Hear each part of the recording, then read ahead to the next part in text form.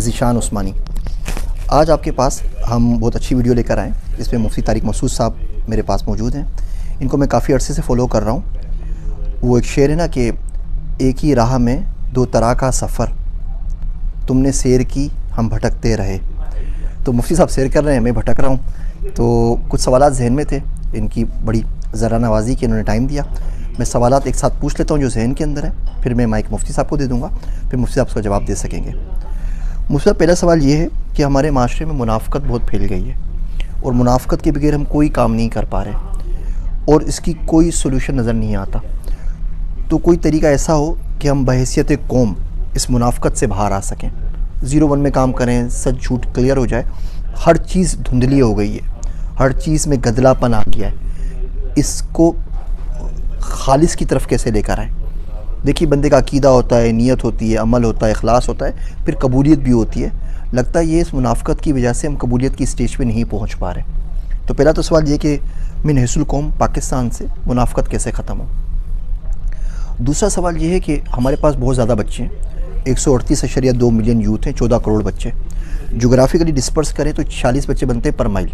इसमें मदारिस के बच्चे भी हैं, यूनिवर्सिटीज़ के भी हैं, और आगे कोई मुस्तकबिल नज़र नहीं आ रहा। और एक मायूसी है जो फैले ही फैले जा रही है और रोशनी की कोई किरण नज़र नहीं आ रही। तो हम ऐसा क्या करें बहैसियत इंसान कि हम एक अच्छे मुसलमान भी बन सकें और हम कैरियर में भी किसी तरह आगे बढ़ सकें।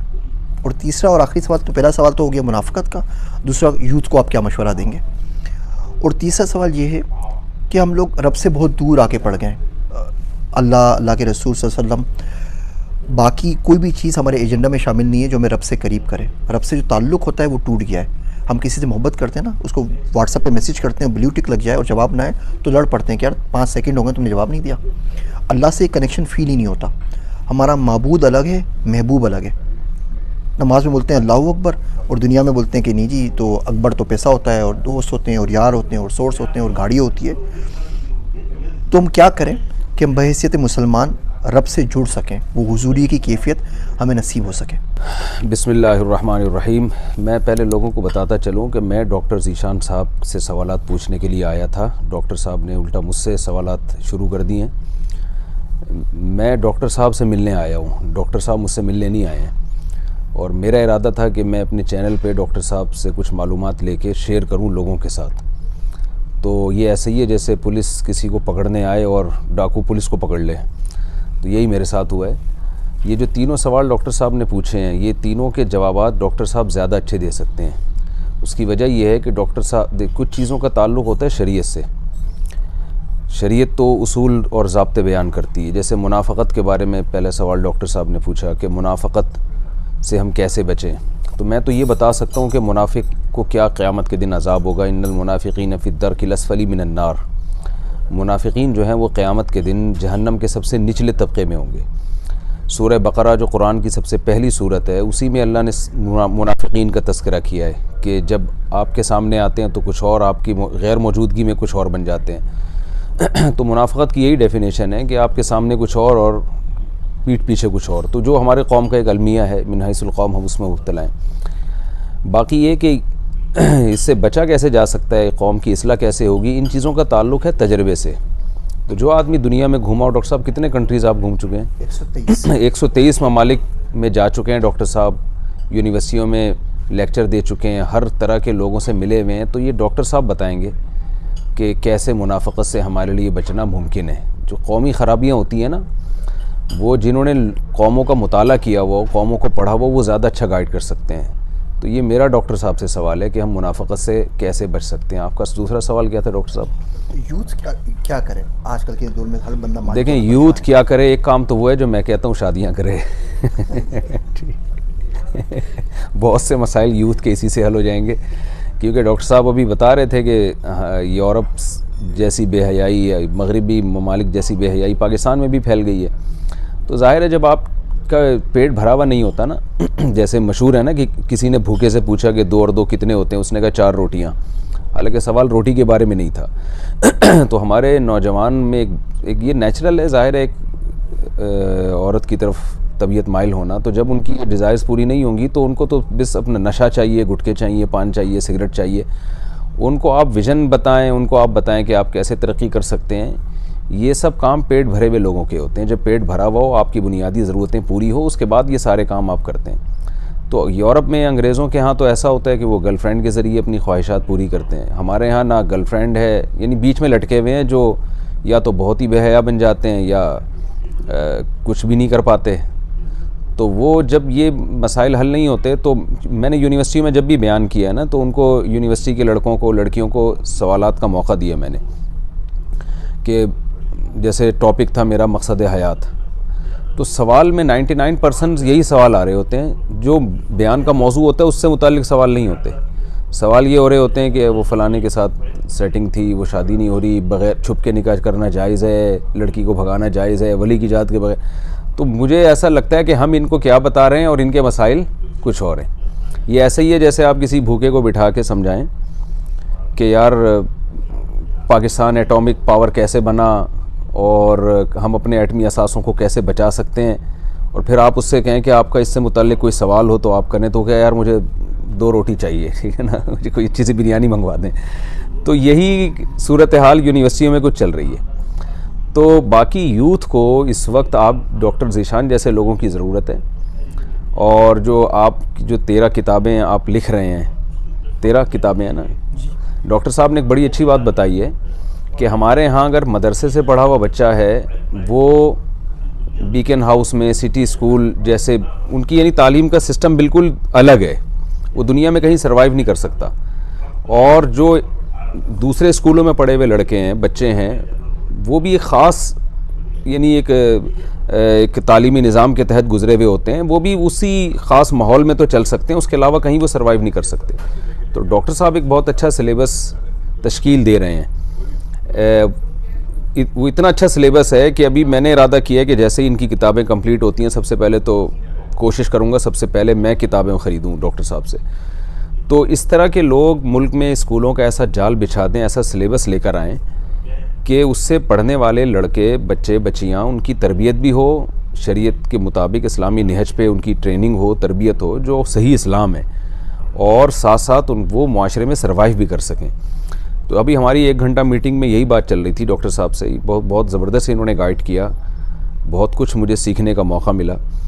तो डॉक्टर ज़ीशान जैसे लोग जब होंगे और मुल्क में इस तरह एक जाल बिछेगा तालीमी इदारों का, तो ही ऐसी प्रोडक्ट पैदा होगी। तो उसके बग़ैर हम लोगों को गाइड नहीं, मैं तो कम से कम नहीं नौजवान को बता सकता कि आपने क्या करना है।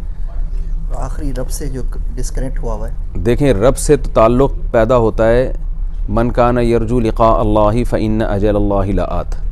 कुरान कहता है जो अल्लाह से मुलाकात की उम्मीदें रखता है तो अल्लाह से मुलाकात बहुत जल्द होने वाली है।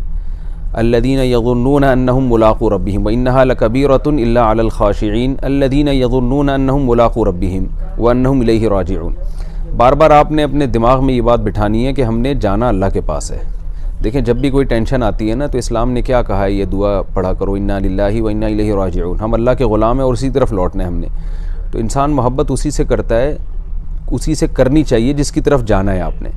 तो जब बार बार ये इस्तेहज़ार होगा ना कि हमने जाना अल्लाह के पास है, तो डॉक्टर साहब ने बड़े अच्छे एक टर्म, बहुत अच्छी एक जुमला इस्तेमाल किया कि माबूद कोई और है, महबूब कोई और है।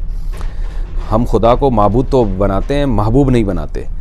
तो अल्लाह से अल्लाह की मोहब्बत मांगी जाए, ऐसे लोगों की सोहबत में बैठा जाए जो अल्लाह की बात करते हैं, तो अल्लाह से ताल्लुक़ होगा। आप देखें लड़के लड़कियों के आप क्या यानी दोस्तियाँ नाकाम हो रही हैं, ख़ुदकुशियों की तरफ जा रहे हैं। मखलूक को खुदा बनाया हुआ है। कुरान के अल्फाज क्या हैं, वल्लदीना आमनु अशद्दु हुब्बन लिल्लाह। जो ईमान वाले लोग हैं, अशद ये कंपैरेटिव डिग्री है, अशददु यानी दूसरे के मुकाबले में ज़्यादा शदीद। तो यानी ईमान वाले लोग अल्लाह के मुकाबले में जितने महबूब हैं, तो अल्लाह की मोहब्बत में अशद होते हैं। शदीद का लफ्ज़ नहीं है, अशद होते हैं, यानी अल्लाह की मोहब्बत उनमें दूसरों से सबसे ज़्यादा होती है। तो इसकी ज़रूरत है कि इबादत को फ़ोकस किया जाए, तहज्जुद की पाबंदी की जाए, दुआओं का मामूल बनाया जाए। जो जिस चीज़ का तज़किरा ज़्यादा करता है तो उसकी मोहब्बत दिल में पैदा होती है। 2 चीज़ें उससे पैदा होती है कि आपने जिसके लिए क़ुरबानियाँ दी हों, जैसे बाप औलाद के लिए कितनी क़ुरबानियाँ देता है, तो ये क़ुरबानियाँ देने से बाप के दिल में औलाद की मोहब्बत और बढ़ती है। जिन लोगों ने मुल्क के लिए क़ुरबानियाँ दी होती हैं, उनके दिल में कंट्री की मोहब्बत दूसरों से ज़्यादा होती है। तो आप अगर अल्लाह के लिए क़ुरबानियाँ देंगे, अपनी ख्वाहिशात की, गुनाहों से बचने है, रोज़ा रखना है, ये सब चीज़ें यानी अपनी ख्वाहिशात के अगेंस्ट आप चलते हैं, तो आप जिसके लिए क़ुरबानियाँ देंगे उसकी मोहब्बत आपके दिल में बढ़ेगी। तो अल्लाह के लिए चूँकि क़ुरबानी नहीं दी जा रही है तो इसलिए मोहब्बत नहीं बढ़ रही है। दूसरा, जिस चीज़ का तज़किरा इंसान ज़बान से ज़्यादा करता है उसकी मोहब्बत बढ़ती है। तो अल्लाह का तज़किरा ज़्यादा करना चाहिए, ज़िक्र ज़्यादा करना चाहिए।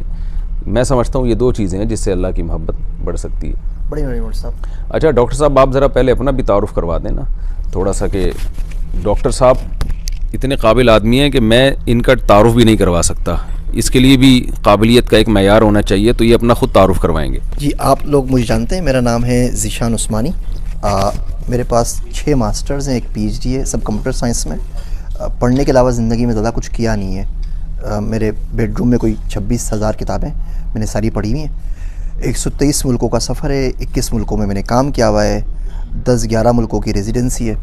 तो मैं खाना बदोश आदमी हूँ, डिजिटल मज़दूर कह लें आप। तो दुनिया भर में घूमता रहता हूँ, जहाँ काम मिलता है तो वहाँ पे काम करता रहता हूँ। तो ये मुख्तसर सा तारुफ़ है। 40 से ऊपर किताबें लिखी हैं। मेरा नावल है जस्तजू का सफ़र, वक्फ़ा परेशानी के नाम से, और बाकी इमर्जिंग टेक्नोलॉजीज़ में, डेटा साइंस पर, आर्टिफिशियल इंटेलिजेंस पर, ब्लॉकचेन पर, क्रिप्टो करेंसी के ऊपर। अभी मेरी बुक इंशाल्लाह अगले महीने आ रही है मेटावर्स के ऊपर, उसके बाद फिर डिजिटल मार्केटिंग के ऊपर, उसके बाद सिस्टम डिज़ाइन के ऊपर। तो बस मैं लिखने पढ़ने का काम करता हूँ, इसके अलावा आता नहीं है। शायरी मुझे पसंद है, मुझे 6000 से ऊपर अशार याद हैं। मैंने बचपन में शाहनामा इस्लाम मुँह ज़बानी याद की थी। तो ये छोटा सा तारुफ़ है। रिग्रेट ज़िंदगी में इस बात का है कि अल्लाह का ज़िक्र कर नहीं सका, और जितना टाइम लगाना था दीन के ऊपर वो लगा नहीं सका। कल किसी ने मुझसे पूछा अगर आप डेटा साइंटिस्ट नहीं होते तो क्या होते, तो मैं कहा मैं मौलवी होता। और इस बात का बड़ा शदीद अफसोस है कि मैं मौलवी नहीं बन सका। तो मुफ्ती साहब जैसे लोग हैं उनसे हमें सीखने का मौका मिलता है, और इस सिलसिले को इंशाल्लाह आगे चलाते रहेंगे। मुझे ज़रा दें। डॉक्टर साहब 26,000 किताबें इनकी लाइब्रेरी में हैं जो इन्होंने पढ़ी हुई हैं। अव्वल तो 26,000 किताबें लाइब्रेरी में रख लेना बहुत कमाल की बात है, पढ़ लेना तो और से ज़्यादा कमाल है। दूसरी बात, डॉक्टर साहब का ताल्लुक़ है सखर से, और सखर के एक पसमानदा इलाके से।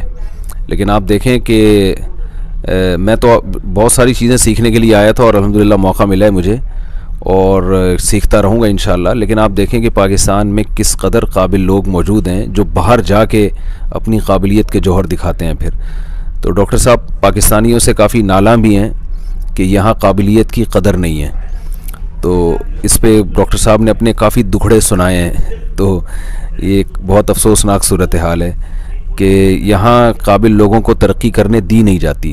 काफ़ी सारे वाक़यात डॉक्टर साहब ने हमें सुनाए हैं। क्रिप्टो करेंसी के बारे में भी डॉक्टर साहब का मौक़िफ़ बहुत वाज़ेह है, क्योंकि क्रिप्टो करेंसी पर डॉक्टर साहब का बहुत ज़्यादा काम है। तो डॉक्टर साहब को उन लोगों पर एतराज़ होता है जिसको नाजायज़ कहते हैं। तो डॉक्टर साहब की बहुत यानी मज़बूत राय है इस बारे में, बहुत कॉन्फिडेंस के साथ इसको जायज़ समझते हैं क्रिप्टो करेंसी को। तो मैं डॉक्टर साहब के कंधे पर रख के ही बंदूक चलाते हुए आप तक पैगाम पहुंचा रहा हूं कि जो जिस फील्ड के माहिरीन होते हैं वो ही फ़ैसला कर सकते हैं। क्योंकि सूद के बारे में उलमा तो ये बताएंगे ना कि सूद हराम है, क़िमार जुआ हराम है, तो बाकी किसी चीज़ के जो हकीकत है वो है क्या, उसके बारे में तो ज़ाहिर है उस फील्ड के माहिरीन बताएंगे कि ये क्रिप्टो करेंसी है क्या। तो मैं क्रिप्टो करेंसी भी समझने के लिए आया था डॉक्टर साहब से। तो कोई पैगाम देना चाहें डॉक्टर साहब आप, तो बड़ी खुशी होगी हमें। ये इंटरव्यू यूँ समझें कि कुछ समझ में नहीं आ रहा, मैं इनसे ले रहा हूँ, आप ये मुझसे ले रहे हैं। तो मैं तो आया था डॉक्टर साहब से इंटरव्यू लेने के लिए, तो इन्होंने उल्टा मुझसे शुरू कर दिया, तो हमने मर्ज कर दिया है। शायर कहता है कि मोहब्बत मोहब्बत की तबलीग है, जो हमसे मिले वो तुम्हारे हुए। तो ये सारे के सारे आपकी तरफ ही आ रहे हैं। अल्लाह की तरफ बंदा जाए तो बहुत ज़्यादा अच्छी बात है, बजाय इसके कि मेरे जैसे नालायक लोगों को सुने। यूथ से सिर्फ यही कहना है कि सर झुका के काम करें और मुल्क से बाहर जाएं, दुनिया घूमें। आप बाहर जाते हैं, दूसरे लोगों को देखते हैं, तो आपको पता लगता है कि किसी और का सच भी सच हो सकता है। आपको दूसरा पर्सपेक्टिव सुनने का मौका मिलता है, और बाहर जाके आप पैसा कमाएंगे, उससे मुल्क की बड़ी खिदमत कर सकेंगे। मोमिन के पास ज़रूर पैसा होना चाहिए, हाथ में होना चाहिए, दिल में नहीं होना चाहिए। अब यकीन जानिए, दुनिया के 99% प्रॉब्लम पैसे से सॉल्व हो जाते हैं। पैसा हैप्पीनेस बाय नहीं कर सकता, लेकिन फिर भी रोड किनारे धूप में बैठ के रोने से बहुत अच्छा है कि आप एसी चलती हुई BMW गाड़ी में बैठ के रो रहे हो, ताकि कम से कम नज़र तो नहीं आ सकेंगे ना किसी को। तो पैसा कमाएं और रच के कमाएं। देखिए, जब बच्चा कुछ चल रहा होता है ना, उसको कोई बोलता है कि क्या कड़ के चल रहे हो, तो बोलता है मेरा बाप का घर है। तो ये जो अल्लाह ने दुनिया बनाई है ना, ये हमारे लिए बनाई है, मुसलमानों के लिए। तो आप बोला करें मेरी रब की दुनिया है, पूरी दुनिया पे घूमूंगा फिरूंगा, खाऊंगा, ऐश करूंगा। अगर आप दुनिया के सारे खाने नहीं खाएंगे, सारे लोगों को नहीं देखेंगे, तो जन्नत को अप्रिशिएट कैसे करेंगे? आप इसको खा के जाएंगे तो बोलेंगे अल्लाह, मैं सारे महल देख कर आया हूँ, जन्नत तो चीज़ ही कोई और है। क्या सुभान अल्लाह, अल्लाह तूने क्या ज़बरदस्त काम किया है। दुनिया मोमिन के लिए कैद खाना है, काफिर के लिए जन्नत है। जब काफिर जहन्नुम में भुगतेगा ना, पिटाई होगी उसकी, तो उसको ये भी जन्नत नज़र आ रही होगी। और जब हम जन्नत में जाएंगे ना, तो दुनिया में कैद खाना ही नज़र आ रही होगी। इसका मतलब कहीं से भी नहीं कि दुनिया को आप काफिरों के लिए छोड़ दें। आपका हक है हर तरीके से इल्म हासिल करें, रिस्क हासिल करें, पूरी दुनिया घूमें। तो बस सिर्फ यूथ के लिए छोटा सा पैगाम है। अब मुफ्ती साहब को देता हूँ ताकि हम इसको कंक्लूड कर सकें। अच्छा, ये डिस्क्रिप्शन पे डॉक्टर साहब के चैनल का लिंक है, आप उसको सब्सक्राइब करें। और डॉक्टर साहब के बहुत मुफीद लेक्चर्स हैं, वो इनके जो अपना चैनल है उस पर लाजमी सुनिए आप, बहुत फ़ायदा होगा इंशाल्लाह आपको। यूथ के लिए बहुत काम है डॉक्टर साहब का। बड़ी मेहरबानी। मैं हूँ आप सबका ज़ीशान।